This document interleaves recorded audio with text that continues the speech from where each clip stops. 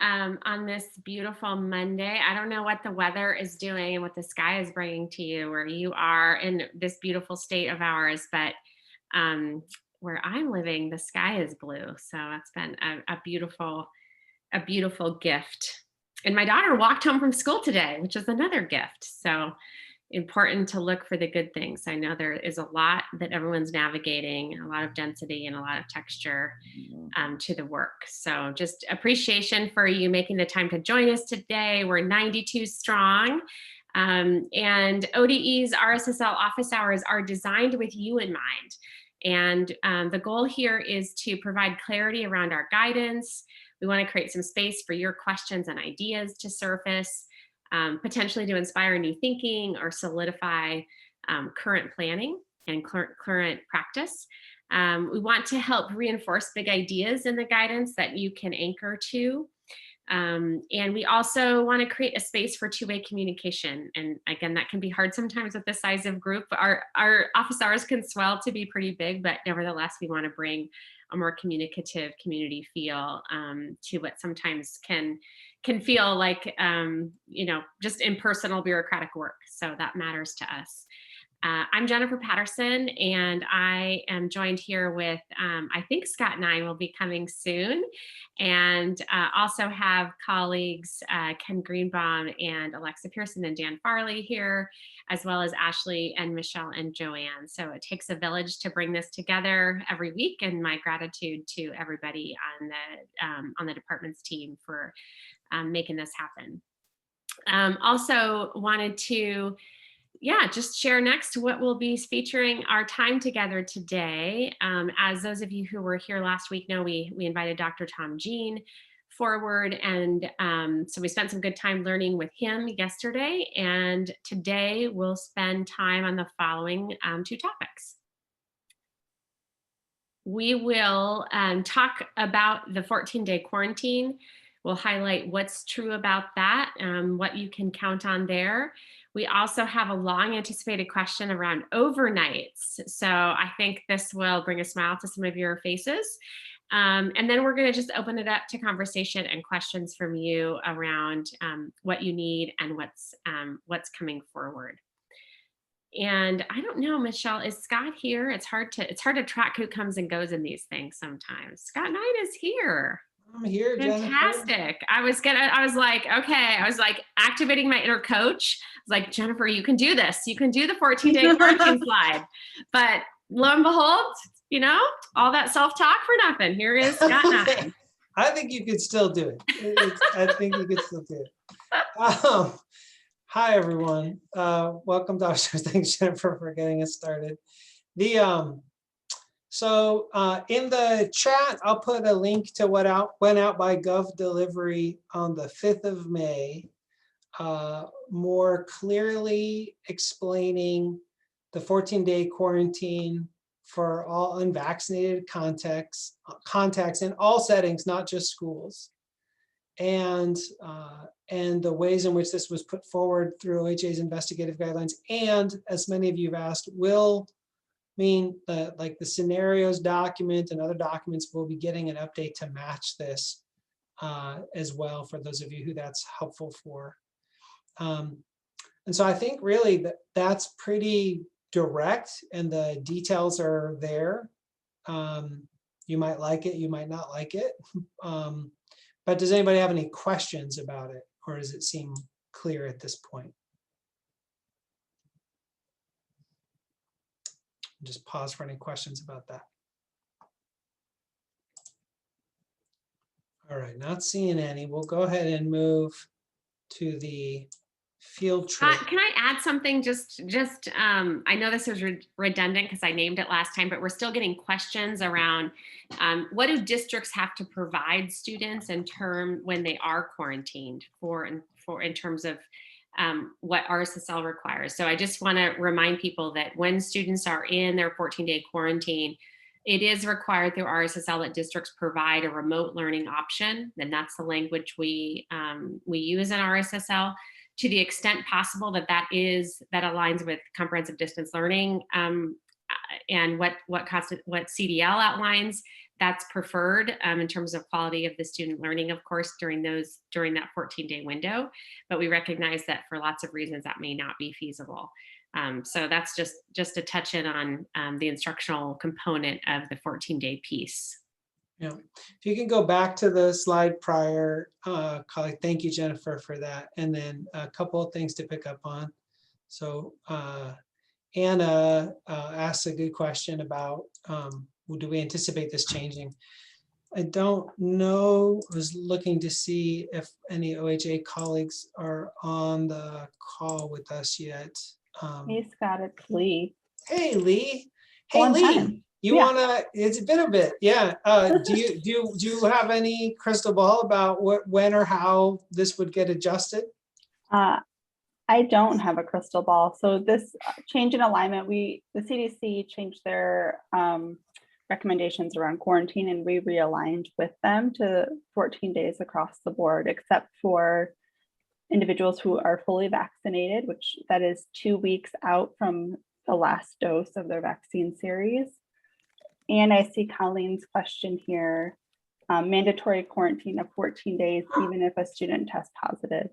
And Colleen, no, then that student would be required to do their 10 days of isolation from either their symptom onset or their positive test date. But I have no crystal ball into when or if the 14-day will change. Scott. Okay. All right. So good combination of both in audio and in the chat. We've reminded ourselves of the difference between isolation and quarantine.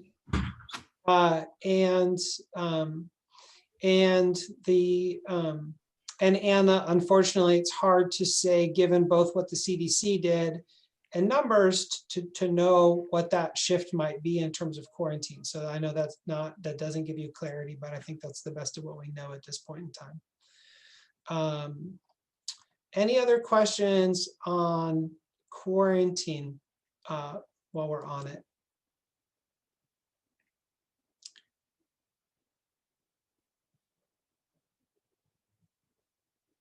Okay, so Corinna in the chat's raising the difference between quarantine, and Lee, maybe you can help out here again, just make sure that I have it right. But quarantine tied to possible exposure is different than the kind of preventative quarantine that comes from out-of-state travel as an advisory after vacation. In the case of the travel, I believe that is still a recommendation. That is not a formal requirement, whereas the 14-day quarantine based on any possible exposure, unless you're vaccinated, is a firm requirement for 14 days. And yes, all of these updates will be made in the scenarios document. Lee, can you confirm that I have that correct? Yeah, that's correct. The 14-day quarantine post-travel is recommended just because it's unknown maybe what potential exposure you may have had, whereas the 14-day quarantine after a known exposure to a case is required because we know that you were in a situation where you were exposed to COVID. Okay. Going to go ahead and move to field trips. So as had created some confusion about where the status of ODE's field trip guidance was as it relates to youth program guidance and other guidance, we were able to get those things to be aligned. In the chat, I'm putting the link to the full Gov delivery message that went out about overnight field trips. I think it goes without saying that this is not something that you have to do, and you might use your judgment or discernment about where it makes sense. But in alignment with overnight camps and with specific detail about schools and districts must follow the overnight camps section of OHA's statewide reopening guidance and youth program guidance, overnight field trips can now be allowed. And so you'll want to follow that, but I want to be really clear that overnight camp guidance is not the boarding school guidance. So there was this kind of thing where folks were using boarding school guidance for overnight field trips, which was never a good idea and never intended. And so this is hopefully both saying it's allowable and interrupting where you go to for advice about how to do it safely. But that's all there for your details. And I think also now a place that might have clarity in terms of it, although that you'll need to go read into the details in terms of operationalizing it. Any questions about that? Yeah, thanks.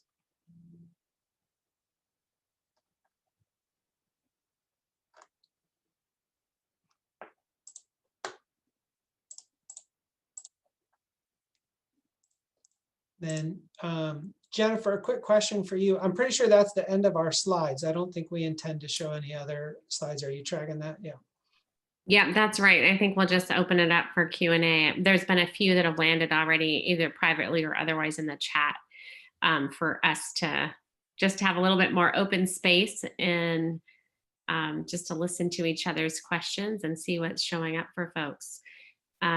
What's also true is you can at any time suggest a theme for next week's office hours as well. So we'll be working to listen hard to what's coming up and going through them.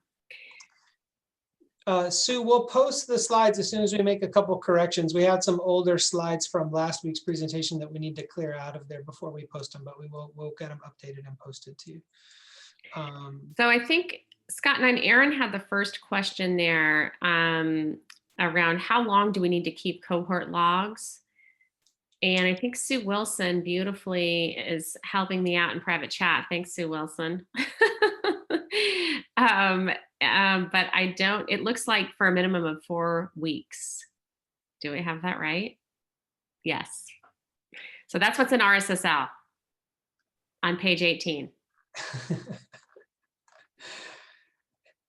Well done, everyone. Isn't that cool? I'm like loving it. Like you answered the question. That was so helpful.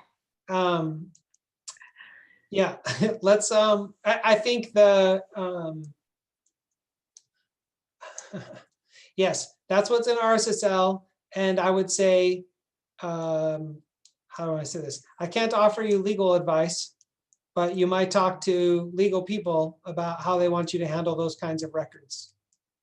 Because just because it's an RSSL doesn't mean that that's your best practice in terms of your own things, because it can get to a pretty sensitive place around contact logs and how they're cared for. So I just, I think that's what RSSL says, and you should be mindful about how long to keep records.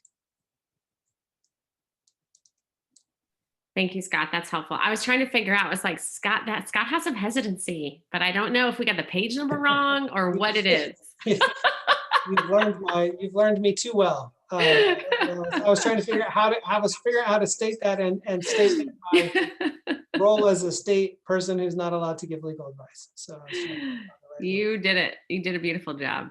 Okay. What else we got? We've got a question for Summer Brandon, and this has come up a couple times, around masks and outside. So when are masks required for adults and students outside at this point? And this question comes from the context of field trips. And then another question similarly was around, will there be, I'm not finding it right now, but essentially people are interested in what's required when folks are outside in terms of mask wearing. Okay, there's a big range there. So that could be a good whole topic. I'll try to do my best now, but it might be worth a little distillation for everyone. Let me start with field trips. So I put the link directly to the field trip guidance. And one of the things that's important about field trip guidance is to follow OHA guidance relevant to the host facilities when you're outdoors. So, and then you also have potential, trying to think if there could be other variation between the county risk levels from a broader outside of school perspective. I think so. So I think that's an area. I think we're in a place, why I think it could be useful for us to walk through is we're in a place where you have like CDC changing guidance is different than where the state's guidance is, and could be different to what your own county or LPHA guidance is. And that's why it's a bit, when we get to that area, it can get pretty confusing to say, here's the catch-all rule of thumb. So I think a little tour through exactly what's required in outdoor face coverings, not just with field trips, but more broadly, could be a good thing to do. Also, because those rules have changed pretty rapidly in the last couple of weeks, both in terms of the governor's guidance as it relates to sports after school, not yet changes to PE inside of the school. Like there's a lot of architecture to try to get your mind around. And that could be a good test for us, Jennifer, in terms of like giving some structure to like how to think through those things. So that's not the best answer I've ever given, but hopefully that gives you a bit of the things to be thinking about and looking for. And it hopefully does give you the solid answer on field trips. And Scott, I just dropped the OHA most recent mask guidance in the chat as well for folks to take a look at. Like Scott said, it's rapidly changing kind of in relation to vaccination status of individuals as well. So I think I myself am not even 100% certain in all of the different pieces of it because it's always changing. Yeah, so I know that that's not, it's not great when there's that much complexity that's hard to give a very simple answer. So that's what we'll have to work on for next week and see if we can't give you some clear way to think about it in your own setting so we can make that a to-do and come back around. I also think, Scott, and this could be this pushback if this isn't the case, but in my mind, it's like when in doubt, mask up. I mean, to me, that's like a very easy thing to do. Masks are easy to come by. People have them. It's not hard to wear them. So I also think that that's always a very safe and reasonable default. Yeah, I think that's a good principled rule of thumb. And I also understand that folks are in school communities where it's like contested and they're trying to figure out how do I enforce it or not, and what rules are guiding it or not, and trying to explain it to parents and families. So I think both are, both are real needs. Okay, let's keep moving. All right. So the next question that came in chat is around cleaning protocols. And so the question is around, will OHA be heading toward the CDC talk about not needing to keep up with the high touch point cleaning? Yeah, we get this question every week. Yeah, I know we do. And that's okay. It's a genuinely good, like it's it's very clear. So I don't know why I said it that way. So it makes perfect sense to me that people would be saying, wait a minute, the CDC saying like these fomite things aren't as big a deal and there's some other things. And then that you get into the nuances, and ROHA has been very clear that from now to the end of the school year, and for lots of different reasons, we're not changing the guidance and we're continuing to be caring about vigilant cleaning of high touch surfaces. Right. And there's a difference between that. We changed the guidance a long time ago. That didn't always make it in schools who built their protocols from the very beginning. Guidance in the fall may not have caught up to the idea if we said you don't have to clean the playground equipment all the time and you don't have to clean every single thing. Like a lot of folks stayed with whatever they first started with. So it's worth a review of what RSSL says now, but you should continue to clean high touch surfaces from now to the end of the school year, and then we will see if OHA makes adjustments for the summer or into the fall. Definitely the CDC is moving in that dimension, and we are still in that place to the end of the school year. That's super helpful. Thank you, Scott. The next question is around allergies and how are others managing students with allergy symptoms? Are they, providing a doctor's release? Are they testing? Someone in the chat responded, yeah, we're doing the rapid test. So I think that's a really good one as a mom whose kids woke up sneezing like crazy this morning. And I sent them kind of off to school going, I wonder how this is going to work. So I think that's a timely question. Let's open that one up a little bit. Do folks either in the chat or want to unmute and jump in? We've got a great range of nurses and ESDs and school leaders. Like how is that playing out practically for people? And has anyone found good ways through? I'd love to jump in based on some conversations we've had with school nurses over the last few months. Go ahead, Krina. The first thing to point out is doctor's release. The presence of allergies or asthma doesn't rule out COVID. So we've had some challenges with people getting a diagnosis of a chronic condition and then not following up if there are symptoms that are not controlled. So absolute strict interpretation of our SSL, there needs to be either a negative COVID test or an alternative non-respiratory diagnosis. So if we're seeing primary symptoms like fever and you have a UTI diagnosis, that is non-respiratory, is considered okay to return without necessarily having the COVID test. But if someone has those COVID primary symptoms, mostly we're talking about cough, right, with allergy. If it's an uncontrolled cough, what a lot of people are saying is you're following up with those primary providers trying to get the symptoms under control. And it usually involves either a negative COVID test or a period of isolation because, like we say, presence of allergies doesn't rule out COVID. The other thing, the most common scenario people have brought up is if it's something like asthma.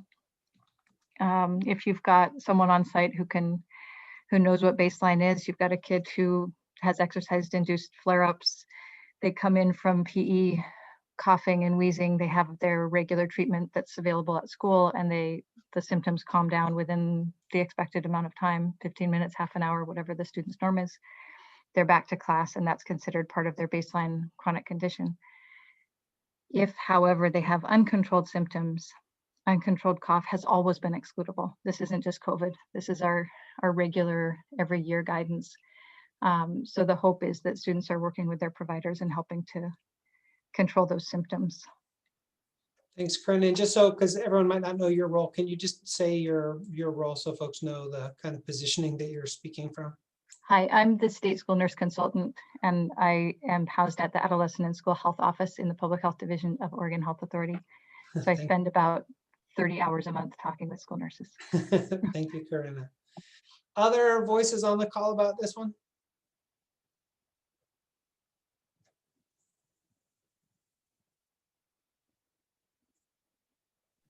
Scott, I'm certainly don't speak with the level of expertise that Corinna has, nor do I pretend to represent that. But just as I think a lot of times, what else do we know about this student? I'm thinking about, there are a lot of students that we had record of seasonal allergies for, and we knew that the child suffers for seasonal allergies. So it also seems true that, the people who know children the best, assuming they've been in your care for more than this COVID year, that the front office staff, as well as previous teachers, as well as oftentimes in the medical condition of the child, seasonal allergies often shows up, and the child themselves can report, I get seasonal allergies and this is what happens to me, and this feels like an allergy attack.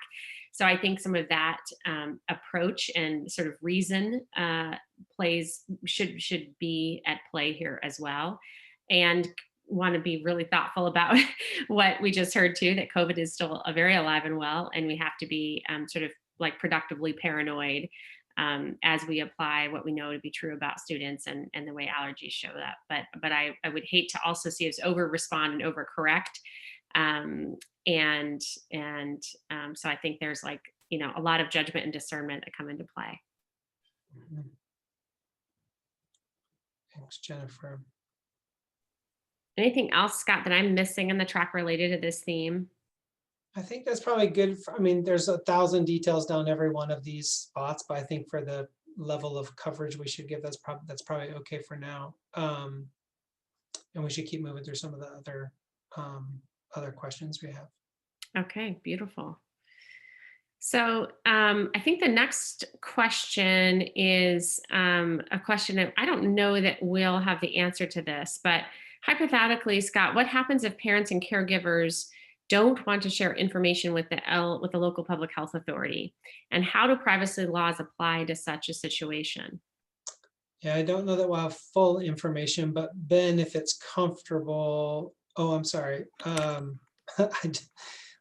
Danger of private chat. If it's comfortable to share more with us in some way about the type of information. So I think the details matter here. So we know we're at an inflection point around students age 16 to 18 and vaccination. There are other types of health related issues around ages and the differences between FERPA and HIPAA. we probably can't give an easy, broad catch-all hypothetical answer, like the details would matter a lot. So maybe that's one to do by email separately from this kind of setting, unless you can share a bit more information. He just shared with me basic contact info, address, phone number, nothing that you wouldn't find in the phone book. Okay, there is a, let me see if I can pull it up quickly. There was or one of the opening advisors might beat me to it. There's a document that is a, kind of explains the OHA produced it, and it's kind of a back and forth exchange on how information should be held. Let me see if I can. It's been a little while since I've had to hunt that one down. Someone else know what I'm talking about? Mm-mm.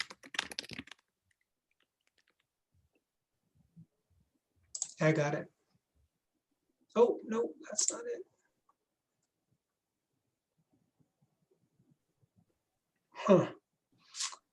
Shoot, I will have to, I can't pull it up on the fly. If someone else finds it. So this is going back, to like May, June, OHA put out a statement with LPHAs talking about HIPAA and FERPA and what information can be shared and cannot be shared, what's protected, what's not protected. ODE's pointed to that document, and it's been our kind of guide for these kinds of questions in terms of both what needs to be negotiated and what's okay to be shared. And if I can't find it, Ashley, if you remind me, I can pull it up and follow up and have it next week. I apologize, I can't do it on the fly. Someone else might come through with it. Well, it's been a while since I've seen it around. Try to keep all the guidance on the guidance page, but I don't see it there. So that's, we'll work through that. Perfect. And just getting in private chat, it'd be really helpful maybe to follow up next week if we can. So we'll track that and try to follow back. So absolutely happy to help in that way. So the next question is, I think around, it's from Carol around graduation, middle and high school level, when at county case rate of fewer than 200, green level on the metrics chart in RSSL. And then graduation guidance. Sorry, Jennifer, I found it after all of that. Oh, you did? Okay. Yeah. So here's the document that is basically explains kind of what information we shared in the kind of general policy. And what I would encourage you to do is to go back between your district or school and the LPHA and kind of work through this information and see if it gives you enough to figure out what can and can't be shared. It really says page not found. That is so weird. Hang on a second. I just opened it. Here, we're gonna go screen share. We had other people from who it worked. Slash at the end, it works. What's that? Oh, there's a slash at the end. Yeah, thank you, Sarah Martin. Huh. Just don't grab this slash. So here's just so you all know where this lives, because it took me a minute.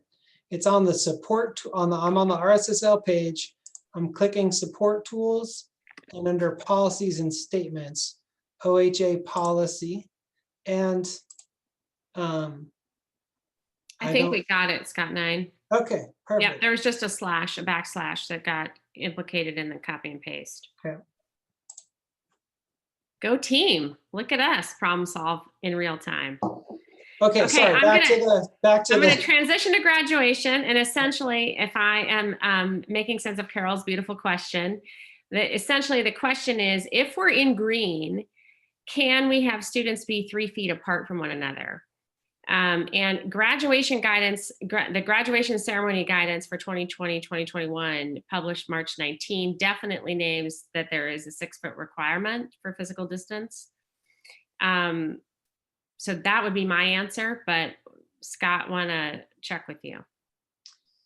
My understanding is that, and it's maybe helpful to, so first things first, here's the grad ceremony guidance. We'll see if we solve the dash sharing. So here's the graduation ceremony guidance. And we, my memory, it's been a little bit since I've looked. So it does name specifically require participants to maintain 6 feet of physical distance from other people not in their own party to the maximum extent possible. That's different than 3 feet for everyone. And then when it comes, but it does say that. And then when it comes to capacity, it links to the governors, not the schools. So the one thing I want to be clear about is it's not about being in the green, because the green is the school's framework and graduation ceremony guidance is tied to the larger community governor's risk sector framework. So you're going to want to see that intersection for capacity limits. You're going to follow, and we did a lot of this because we knew things were going to keep changing. So it's like follow the mask guidance, but it's a link to mask guidance so that when mask guidance changes, your practice changes. That's infuriating if you're an event planner, especially if it's like getting more restrictive, and you're really happy if it's getting less restrictive, but that's its architecture. It's like pointing you at moving targets, for better or worse. And then, but it does say that within a party. So, you know, if you're with a family that you're already bubbled with, that would allow for you to be within 6 feet, but for distance between you and another party would require 6 feet. That's the guidance as is written. There's lots of detail there. So I hope that answers the question. Thank you, Scott. I'm realizing too, there was a question from our friends in Medford around this last RSSL. And I know we took it to the core team, but I can't remember if we put a bow on it. So essentially the question was, because there is such discrepancy on size that folks can have for graduation dependent on where they, where the county case rates are. Did we land that question? Say that one more time. I'm trying to activate my schema from where this question landed, but my best memory is that it's a question from Medford, and that essentially, and if the person who asked it, if you're on, you can save me from my misery and actually pose it in a much more eloquent way. But essentially, the question was will there be any change to the graduation guidance? And the reason that was asked is because based on COVID rates, it could really be the difference between, you can have 50 people attend your graduation ceremony or 350. Like it's a significant discrepancy. Yeah, we forwarded this on to OHA and to our COVID RSSL team from Medford previously. And I'm unaware of any change. I mean, I'm also unaware of any planned change to the graduation ceremony guidance. We can check that again and follow up because it's been, Jennifer, that exchange took place a couple of weeks ago. So we could check back, but I'm unaware of any shift or any planned shift, again, which you may or may not be helpful, but I'm unaware of any change. But that can be another homework assignment to bring back next week if there is one, but I just don't understand that there'll be a change. Okay, that's super helpful. And Carol's asking her question again, so I'm assuming our answer wasn't very clear. Come on, Carol, unmute. Tell us what we messed up. Our question is about the actual graduates. Can they be 3 feet apart because that's an option in RSSL? Yeah, they can't because it's outside in a community event and we're the only kind of sector that can't. You can certainly write that up in an email to us and pressure test it, and we'll take it back to OHA and to Colt as an interpretation. But as of this phone call, the answer is still no. But you're welcome to advocate and push on it, but maybe send it in writing to me. Okay. So to follow, similar like we do with athletics, since it's outside of school hours, we follow the additional Exactly. guidance. Exactly. Even though this is school guidance provided by ODE. Yeah. Okay, clear. Yep. Got it, thank you. Thanks for trying to understand. Yep. Beautiful. Okay, Scott, this next one, there's a lot of density to it, but I think it speaks to what's confusing. So appreciate it. Came to me in private chat. And here's the question. We're still getting a lot of confused parents. If a family member tests positive, then the student needs to wait to start their quarantine until after the 10-day isolation? Question mark. Parents are telling us that our local health authority is giving them different dates than what we are calculating. They also want to take their child to get a COVID test after the family member's 7th day of testing positive. Our poor families are so confused. Any clarification on this? Or is the 10-day, then the 14-day number still accurate? So Lee, you can jump in on this, but I think the headline I will say is we have to be the best possible partners we can be with LPHAs to do contacts, notification, and identification, but we should not have or pretend that we are the local public health authority and suggest that we make a better decision than they would. And I know that LPHAs are kind of under duress or capacity, but we've tried to really mark up the training distinction between what is the role of schools and what is the role of the public authority. And there are too many situations and too many variables where you can give a single one-size-fits-all answer for all of the different ways in which there could be different decisions made about how to handle different situations and different exposure. That said, as rules of thumb, what we have in the scenarios documents are best effort to describe by scenario. And then Lee, I don't know if you want to add anything on top of that. Yeah, I think the confusing part is if somebody is a close contact of a household member, if they cannot completely separate themselves from that household member during the case's isolation period, their quarantine technically does not start until the end of that 10 days of isolation, because those count as 10 days of potential contact with the case. If the case can stay to their bedroom and have like kind of no interaction with the rest of the household from their test results forward, then I think that you can cut that quarantine period back to the last day. But I know it's really hard in households to kind of eliminate those points of contact. And, you know, in those situations, then you only have one bathroom that you all share. Somebody has to be coming in and disinfecting the bathroom after the person's been in there, and there shouldn't be any shared space. And being stuck in a bedroom for 10 days sounds really miserable. And if you're the caregiver of your children and you have to be taking, you know, there's a lot of different pieces to weigh there that make it kind of hard and complicated.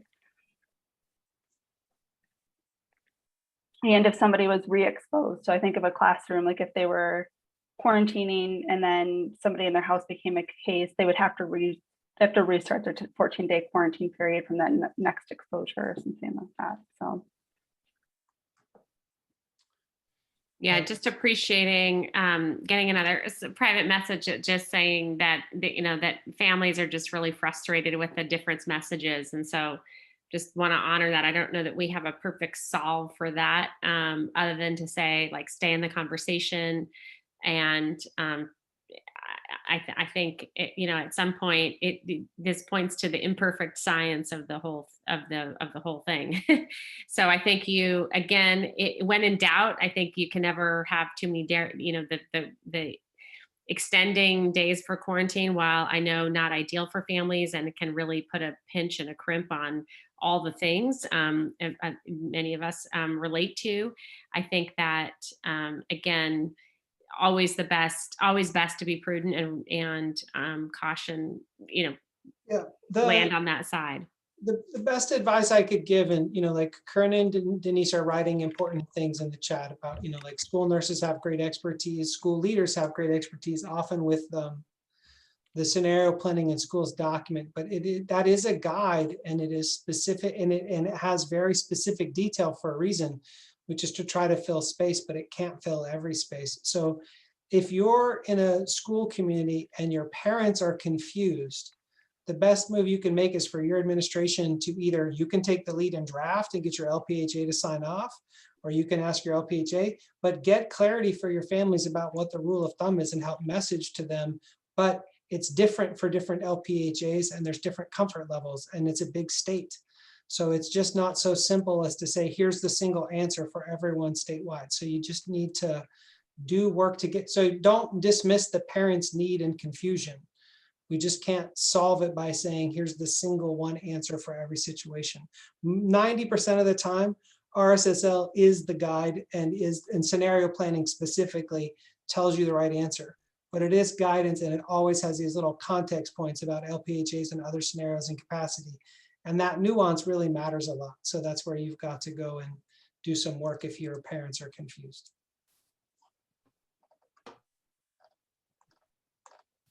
Thank you, Scott.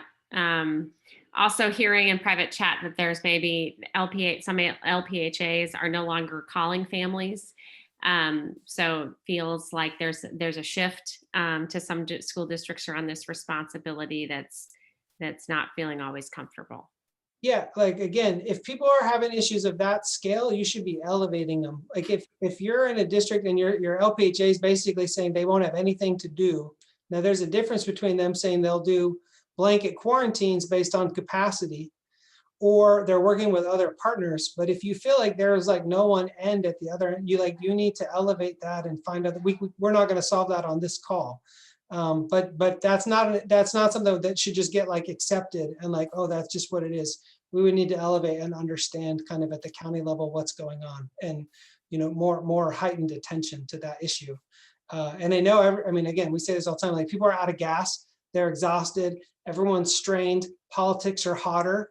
That's the time we got to like solve problems, right? But that means we got to elevate and find a way through them. The risk I would say for schools is if your case is like, well, the LPHA is not at home, therefore we're stepping into all this space. I don't think that's the ideal outcome. So, want to really push on people to make sure that you're getting the right tools and pathways, but not simply trying to fill in and be public health, which I think would be a mistake. Thank you, Scott. The next question we have is a curiosity. Is there any indication that OHA will be changing the primary COVID symptoms to include sore throat I can't get this to work anymore. and runny nose? One more time, Jennifer. Yeah, no worries. Is there any indication that OHA will be changing the primary COVID symptoms to include sore throat and runny nose? We've been told a few different times by our LPHA that this is how students are presenting right now. And at this time, we are not excluding for these, which seems a bit worrisome.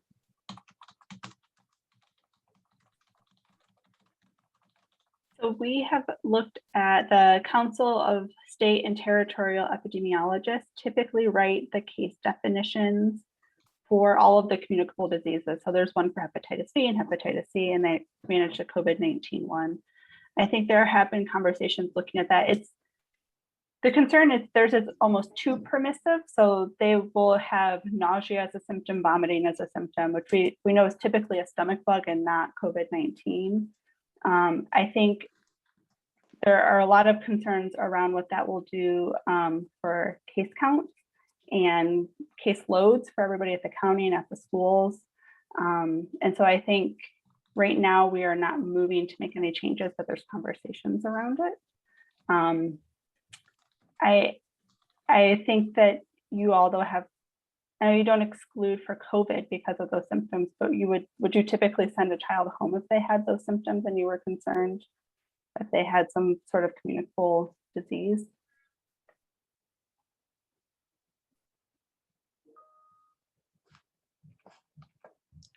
Thank you, Lee.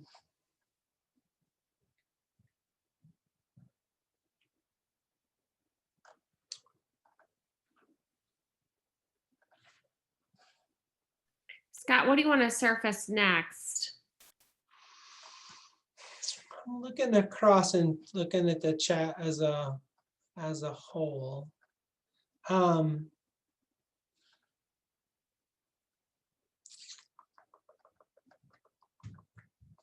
Yeah, I think one might be going the other way in the practice of two-way communication for a minute, just like a little bit of a pulse check scan, which might be coming through your questions, but just to check for us, like like what is going well, and what might be out of sight of state leaders and the roles that Jennifer and I have, or health folks that you're like, this still really needs attention. Like if you named a kind of a top priority or a thing you're worried about, like what's on your horizon, Yeah, thanks, Jennifer. What's going well? What still might need some attention? Be good to just get a little bit of a listen back from folks.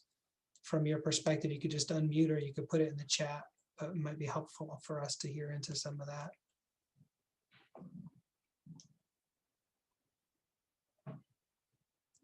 Contact sports, it's been a problem. Yeah, thanks, Carolina. There's definitely a conversation around like the activities in and around school, what's happening through school, and then I'm noting your note about families not cooperating with the LPHA, and I assume that means like not wanting to answer contact tracing calls or not follow up or not quarantine. And I see some nodding heads to that. That's correct. We've had issues with that, unfortunately, which makes it difficult to know who to quarantine and who not to quarantine.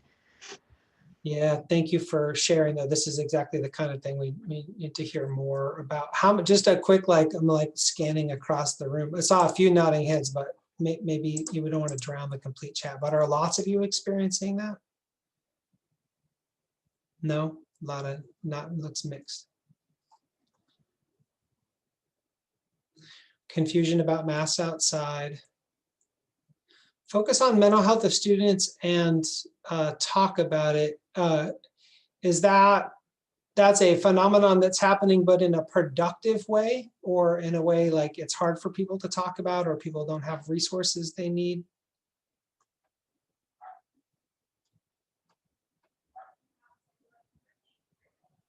Nice to read about parents who are understanding and pleasant and cooperative. little bright news that exists somewhere out there.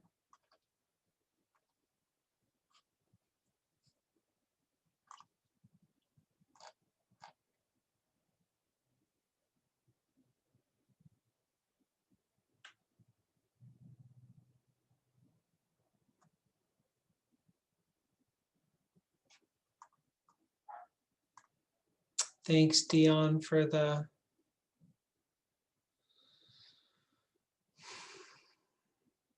Dion's, for folks who are on only by audio, or for the recording, is about like with a broad spectrum of different beliefs in the community, the regulations have been a tool for reference for school leaders as a kind of anchor, it sounds like.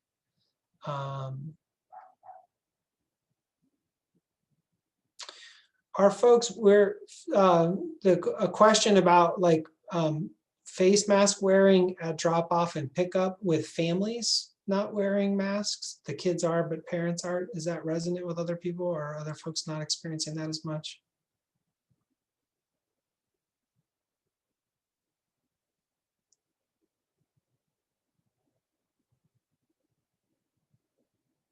Mm-hmm.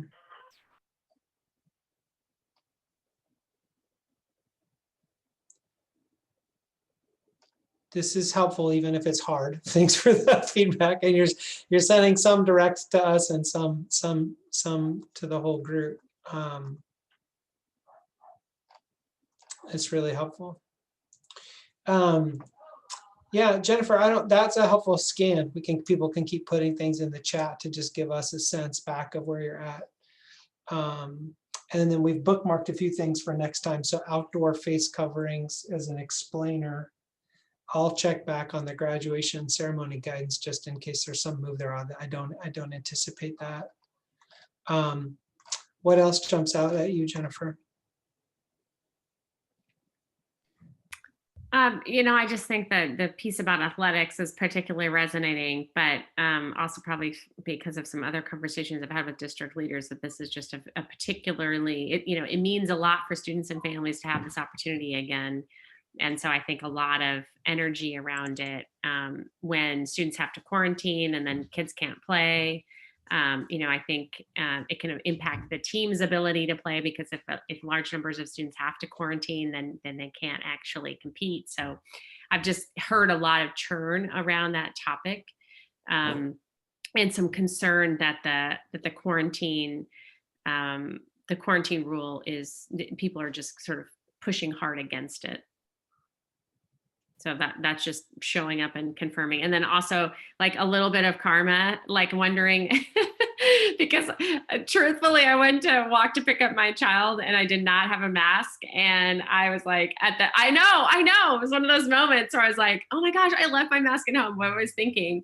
And so I was stood away from I was not on the actual school grounds, like waving to her, but I was like, I can turn red talking about it. But I was like, oh my God, someone's going to see me and I'm not wearing a mask and I'm picking up my daughter. And so, yeah, secretly I'm like laughing to go like, Andrea, did you get the complaint about me? You can just tell me.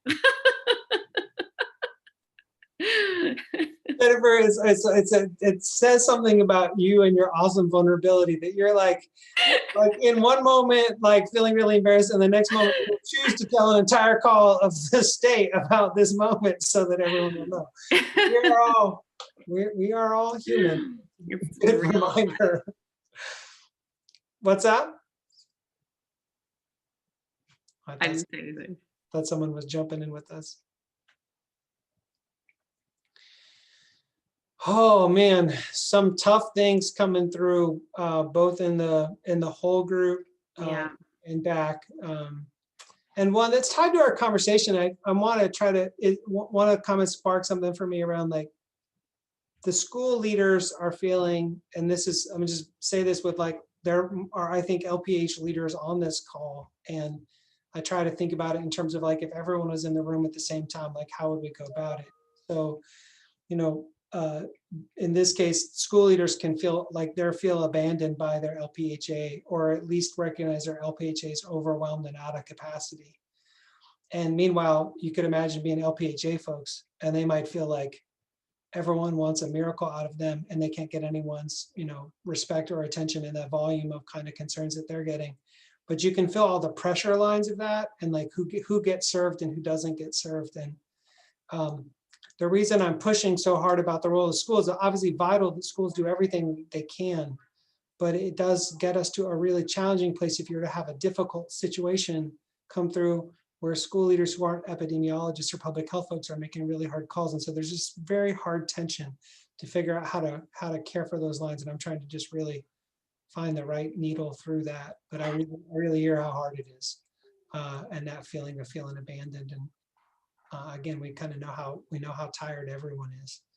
And also, like, it sucks that we're talking about this. Like, none of us want to be talking about this anymore. And I think all of you probably are like, the last thing I want to talk about is 14-day quarantine, because we want to be done. And then unfortunately, at least in Oregon at the moment, that's not where we are. So we're just trying to, find our way through that. Scott, Tammy asked a question here around the potential around using an antibody test for students. Has there been any discussion that having this test showing a student has antibodies mean that they would not need to quarantine? Yeah, Tanya, thanks for the question. So for everyone's clarity, like, and Lee, again, please, it's my amateur public health study. Like, an antibody test is a test of like whether you actually have your blood serum actually shows the antibodies. I'm unaware of any plan to use an antibody test statewide, but Lee, feel free to tell me if I'm wrong or if there's something in the works about that. But I'm not familiar with that. Not that I know of, Scott. I don't know if we still know what an antibody test tells us. I know early on they were really popular with COVID, and the conclusion was we actually don't know what they're telling us yet because we don't know enough about COVID. But right now there are no plans to use them statewide. Yeah, and then definitely tracking the LPHA's feeling spread between like do you put your energy on vaccination or contact tracing. And we can think about systems are systems, but systems are made up of people, and we got a bunch of like people are stretched, you can only do so many things. So there's a lot of that system challenge going on. All right, Jennifer, what else? Yeah, I'm just realizing there's still some questions coming in private chat around graduation. So I'm wondering if we might spend some time next week talking about that some more. And I'm curious if there are any of you who feel really good about your graduation plan, and particularly those of you who maybe have a plan A and a plan B, and you can talk about how you're kind of ready to pivot in between those, or the plan that you've made given given it might not be your magic wand plan, might not be the thing you would hope for, but you think it's the best given the conditions. So if you could put your name in chat, if you think you've got something worth sharing, and let us know. We might be reaching out to you between now and next week to just involve a little bit of voice and sharing in a bit more structured way around that topic. For the rest of our ODE team, anything else that you all spotted that we didn't address that should get named?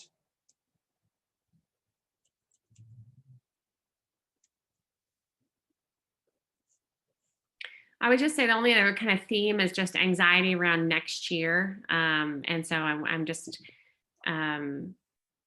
wondering to the extent we, when we have more information, Scott, just naming that I think we should bring it here and preview it with this group so folks can get a sense of the architecture for the longer horizon and recognize that we've heard this again and again from different folks, not everyone, there's lots of perspectives, but for people in districts who feel like the RSSL guidance has been a really essential layer of bubble wrap, it's a little bit terrifying to think of taking that bubble wrap away or changing it in some unknown sense, and then thinking about leading through next year. So I just want to acknowledge that when we're in this kind of space, the anxiety of what's uncertain and unknown feels really unsettling.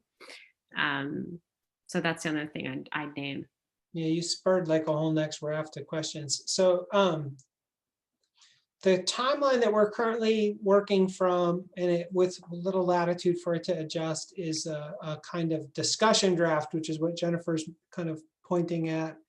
The week of the 24th of May is when we plan to put out a kind of like, here's the architecture we're looking at for the fall, and we would plan to bring that to this group for a round of feedback on that architecture and kind of mapping. Then the what had been stated was is a little exaggerated to be July 31st, but middle second or third week of July was the planned release of more kind of full final guidance. A lot of pushback to try to move that date earlier. We're wrestling with trying to balance getting as much information as we can about how COVID's moving before finalizing, with trying to get people as much clarity as we can soon.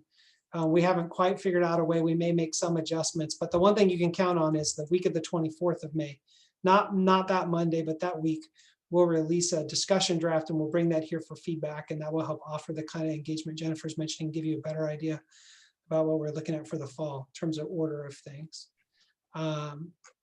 And definitely hear folks on the like, how do we plan if we don't have clarity, and how do we have clarity if things keep changing, and then back to why are things changing. So working through that. Super helpful. There's some interest too in the conversation around vaccines for students aged 12 to 15. So I don't know if that would be a place where maybe Dr. Tom Jean could come talk more about that if we want to. I'm not sure to the extent we want to enter into that space, just because it's outside of our sphere of RSSL, but just want to flag that, Scott. It's unclear, but we should track it at least to get some information for people. I believe it's tomorrow that the formal decision's getting made by the FDA. Someone can tell me if I'm wrong about that. It was made today. Oh. ACIP will vote on it on Wednesday, and then I believe the Western State kind of panel is meeting late Wednesday or Thursday to make their decision about recommendations moving it forward. Yeah, so for folks not tracking, there's a group of Western governors who made this agreement to make their own. They've done this for every time along the process. They make their kind of own assessment separate from the FDA. So that's that Western governors group that Lee's mentioning. So it sounds like by the end of the week, it'd be kind of moving through all those processes, what it means for schools, what it means in terms of any kind of school communication. It would be good. I don't have more information about that at this time, but that's a good one, Jennifer, for us to track back for next time. I know we're out of time now. And just like that, it's 4 o'clock. And we will see you next on May 17. So big thanks for spending time with us and all of the good questions and just holding space for all the places that we went. We traveled a lot of ground today. So thank you so much for everyone's effort. Hope you're doing well. Hope you stay well and be well. Take care. Thanks, everybody.